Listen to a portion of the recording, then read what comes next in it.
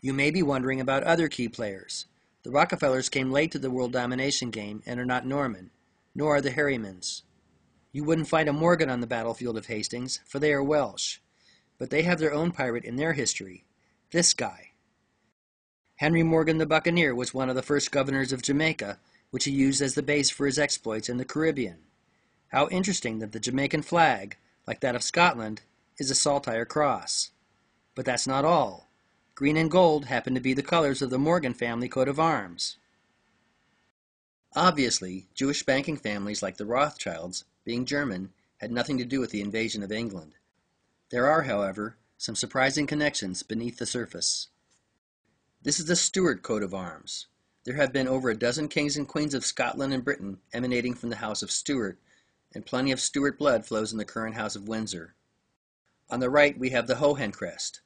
Frederick Barbarossa of the House of Hohenstaufen was the first of a long string of Germanic holy emperors, and Hohen blood flowed into other royal houses of Europe throughout history, including the British royal family. Now look where the checks on these two family crests originate, the Jewish House of Cohen. I'm not just grasping at straws here. The elements in family coats of arms are not established willy-nilly. The Herald's College, for example, has been tightly regulating coats of arms in England since the 15th century. Cohen is an alteration of Kagan, which meant king or priest in Khazaria.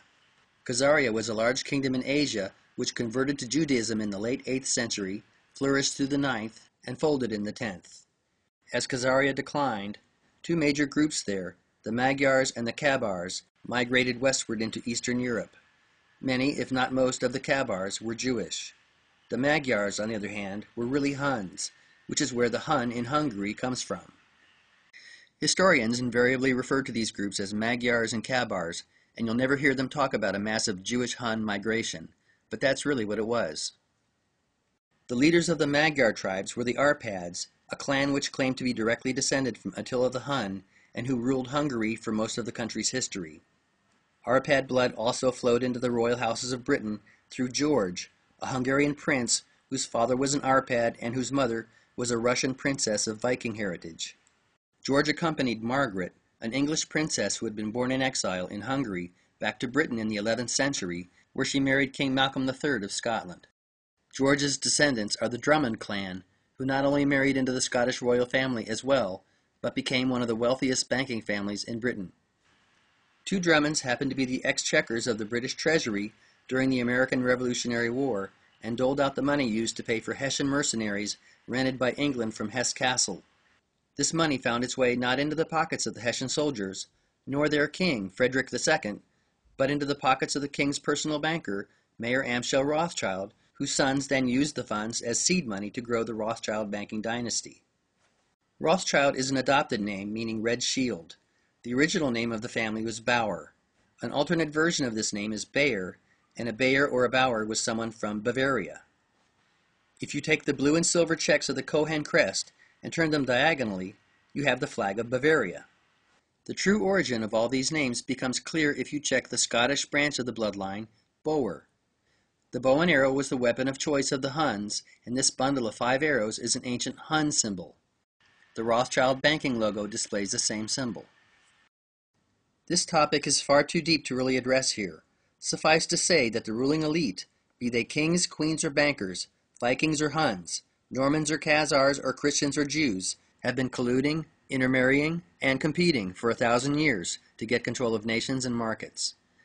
This is why it is meaningless to speak of a Jewish conspiracy. Organized religion is for us, the masses, not them. They have a different calling, to rule. The word Cabal actually derives from Kabbalah. The Templar Knights may have tried to pass themselves off as a Catholic order, but what they really embraced was Kabbalah mysticism, an ancient religious sect with occult overtones which predates Judaism. The dualistic nature of Kabbalah is represented in the interlocking triangles of the Magen David, which was used by Freemasons long before it became a symbol of Judaism. These are not Jewish temples, they are Freemasonic temples, and it goes without saying that the Templars and the other Crusader Knights were really the first Zionists, for they wanted the Holy Land, albeit for themselves. The Templars lost the Holy Land to the Muslims not long after they took it, but in the 19th century, two distinct Zionist movements sprang up pursuant to getting it back.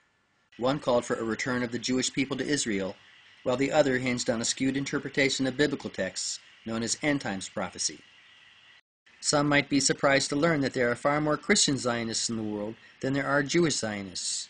One of the first proponents of Christian Zionism and end times doctrine in Britain was, interestingly, a Drummond, while one of the movement's first leaders in America was Charles Taze Russell, whose followers went on to found the Jehovah's Witnesses.